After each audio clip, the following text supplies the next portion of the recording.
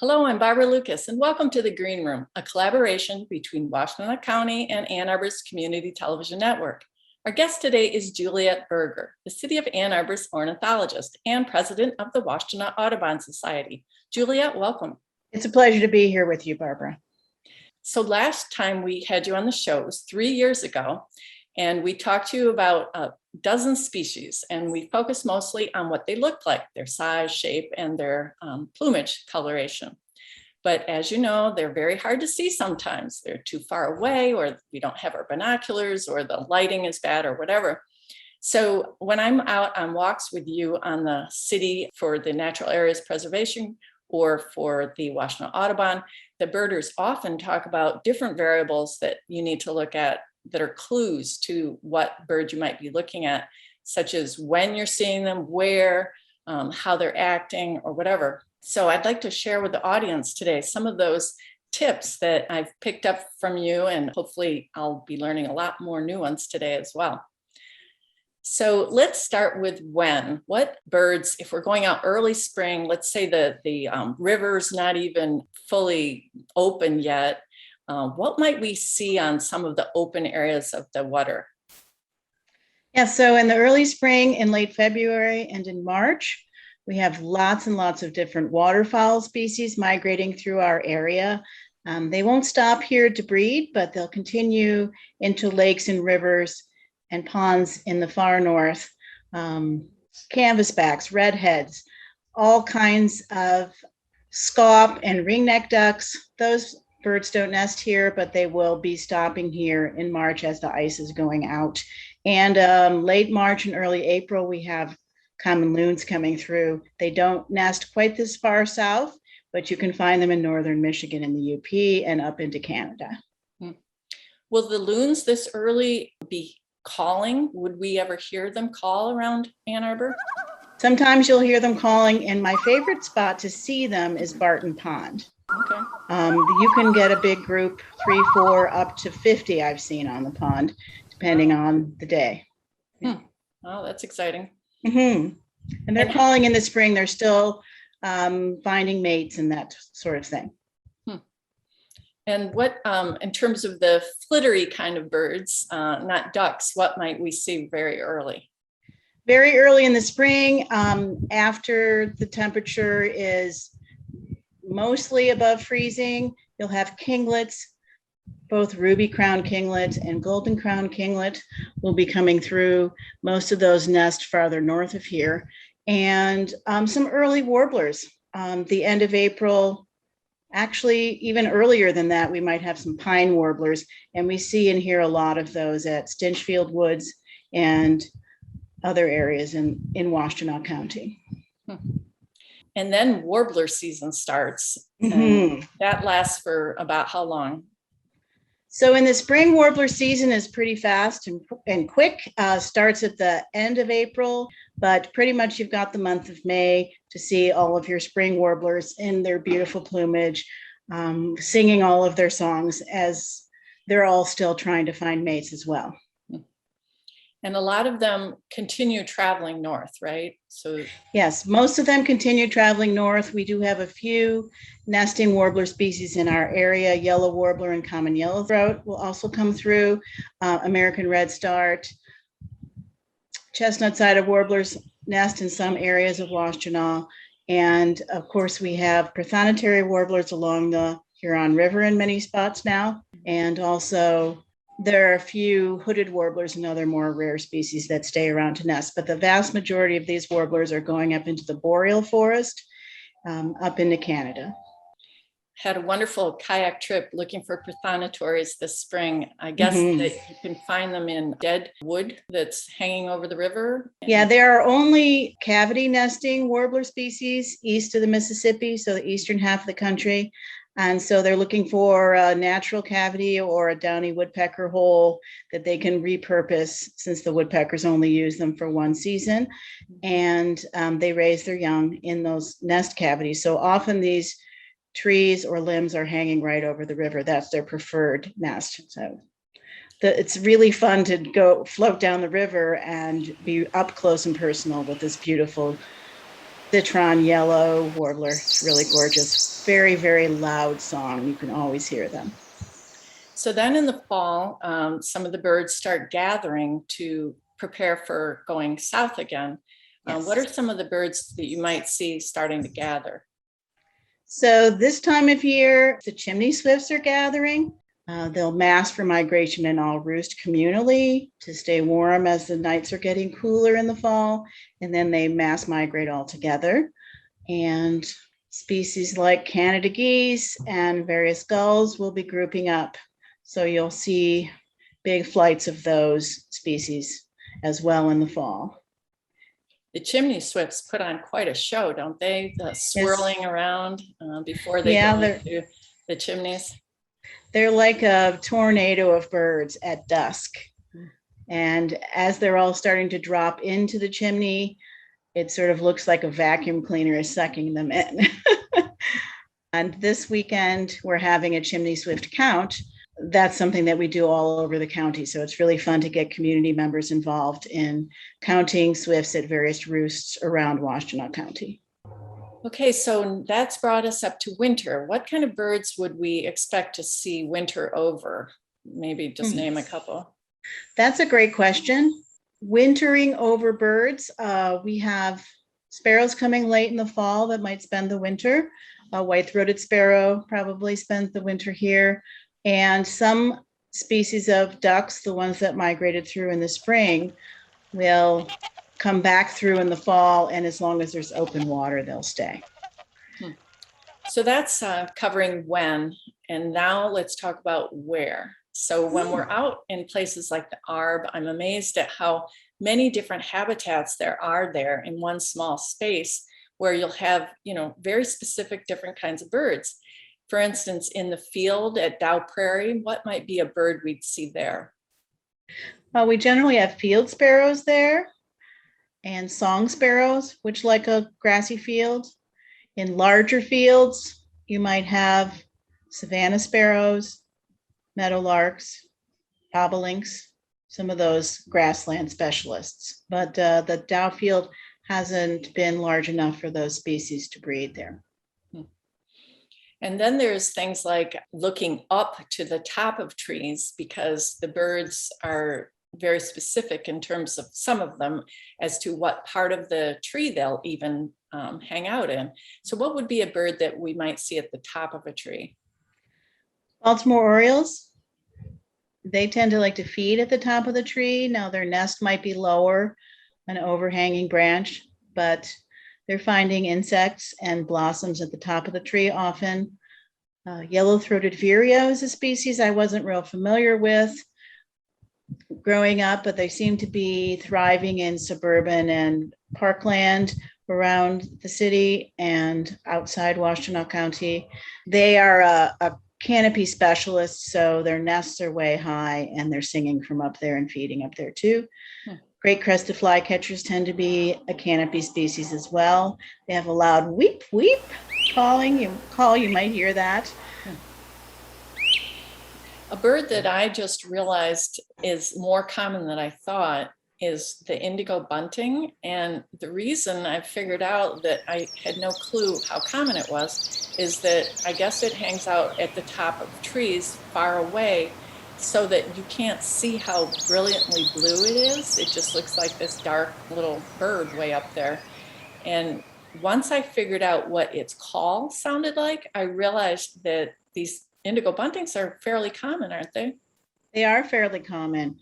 They tend to sing from an exposed branch, so often you can hear them and see them, but the lighting has to be just perfect for you to be able to see the brilliant indigo blue on them. Mm-hmm. And the only time I've ever seen a scarlet tanager was at the very top of a tree as well. Is that where they tend to like to be? Yeah, they are canopy nesters and feeders. Sometimes they come low to drink water, and they might be feeding lower in the fall when they're migrating. They'll use all parts of the tree when they're just trying to eat fast and get going. Yeah. And what kind of birds might we see more low, like for instance, even just hopping on the ground?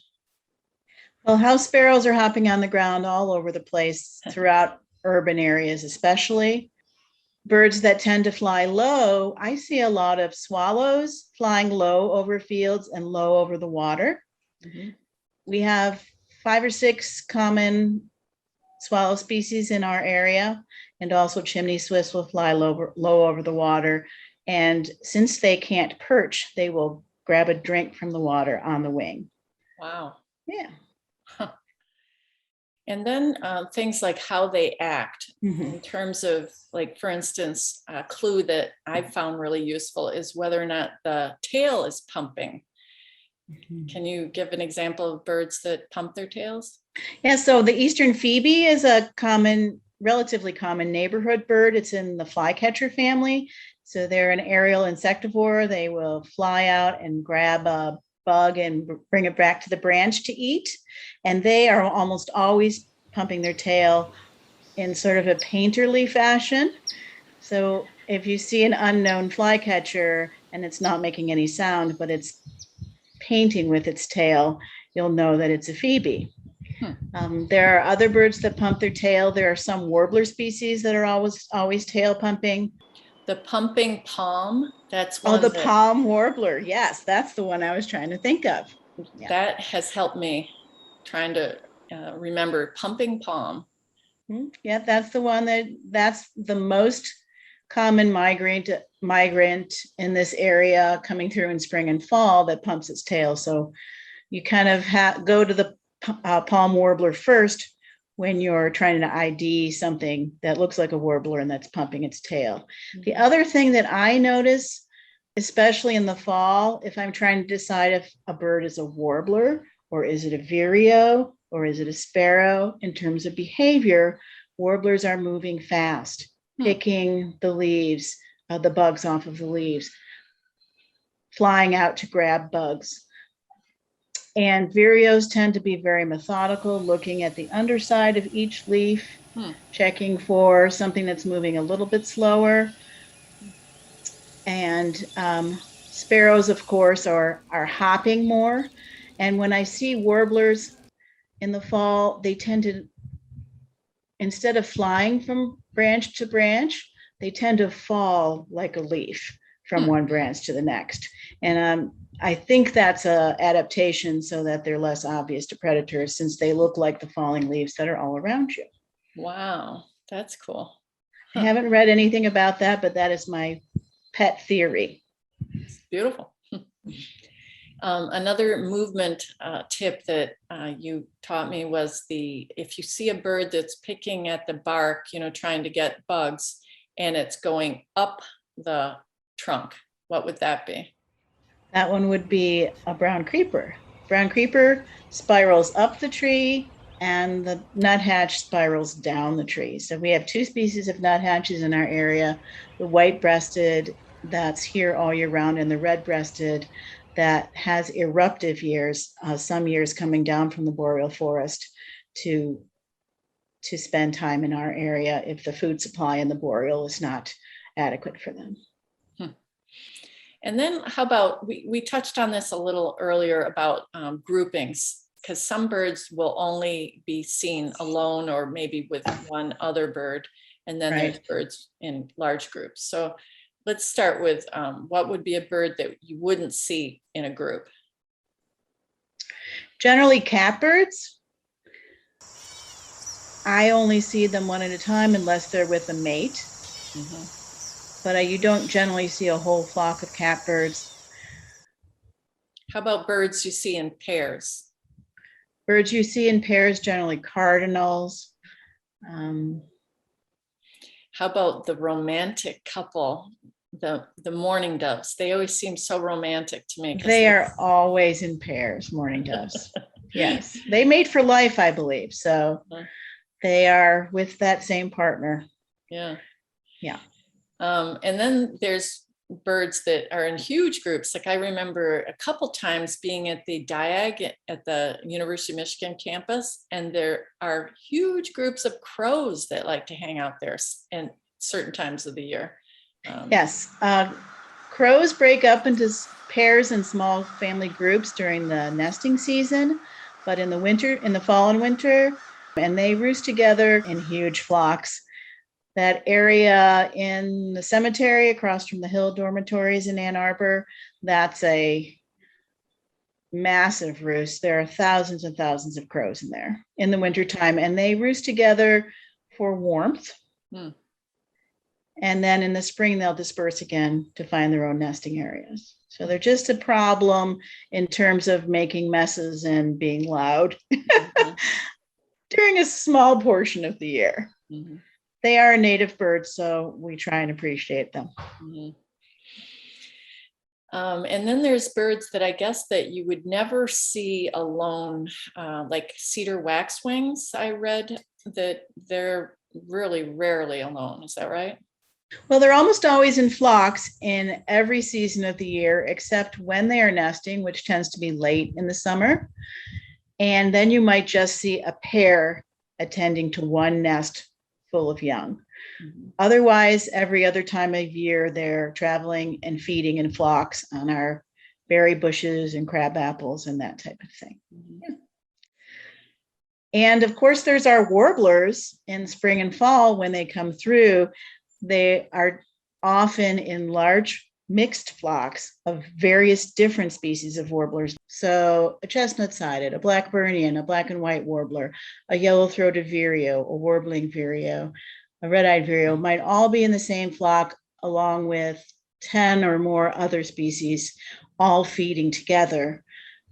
And often you'll find they're also with chickadees who they listen for because they know the chickadees know where the food is and where it's safe because the chickadees are year-round residents. And speaking of mixed flocks, the ones that drive me crazy are the blackbirds, because all I can tell is that they're big black birds and I have no clue which is which. Do you have any suggestions for how to tell different blackbirds apart? Well, first of all, how can you tell like a big group of starlings apart from a group of blackbirds? I need my binoculars and sometimes I need a spotting scope. Okay, that makes me feel better. Starlings, yes. You're in good company. Most of us really struggle with large mixed flocks of blackbirds. Starlings are easier because they have super short tails and long bills. So if you can clue into that characteristic on their shape, and also their flight style is kind of more glidey than the blackbirds, which flap more. And then once you've got a flock of mixed blackbirds, my only suggestion is to use a spotting telescope or a good pair of binoculars. They often look the same. The grackles, which is one of our larger species, common grackle of blackbird, they have a long tail and a long bill, so you might be able to clue into that. But at a distance, it's really hard to tell the difference between maybe a cowbird and a red-winged blackbird, especially if they're not in breeding plumage.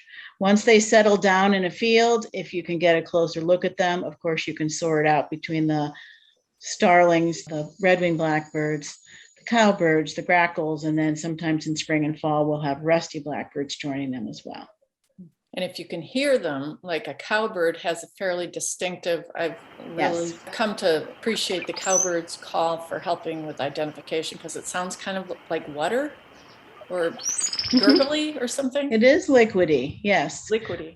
Yeah, and in the fall, they're calling versus singing, so it might just be a mass of squawks. Okay. But I think you can still often hear the cowbird in there. And then there's birds that I know even really good birders can't tell apart unless they hear them, or they have difficulty telling them apart. So what are some of those birds that you really need to hear them? So there are a genus of flycatchers called Empidonax, and they include willow flycatcher, alder flycatcher, yellow-bellied, Acadian flycatcher, and least flycatcher, and they all look kind of the same, except the yellow-bellied's a little yellower than the other ones. But in the spring and the summer, if you hear them sing, the willow says Fitzbew, and the alder says Fitzbew, or Phoebe. One goes up and the other goes down. But Their calls are quite distinctive, but it's impossible in the fall if you don't hear a call or a song to tell the willow and the alder flycatcher apart. Even for bird banders who have them in their hand, if they catch them in mist nets for banding, about 50% of the time they can't tell them apart even in hand. Wow. So you have to, then they have a generic term for this type of flycatcher when you can't tell the difference between the willow and the alder. It's a trails flycatcher. Trails? Mm-hmm. Interesting. There's also the fun birds that say their own names. Can you give a couple examples of those? Chickadee dee dee dee dee. So our chickadees, that's their call. Phoebe is another one we mentioned earlier that says Phoebe, Phoebe. Trying to think of another bird. Blue jay says J, J, J. So that's another one that says its name. Maybe you had a bird in mind other than those? Near us, we have a peewee. Oh, peewee. Yes, the peewee says his name too. That's another flycatcher species. Well, we've covered a lot of territory, but I'm afraid we're out of time already. So thanks so much for being here today. Thank you. It's always a lot of fun to do these interviews with you. For this and all our Green Room shows, go to washtenaw.org/greenroom.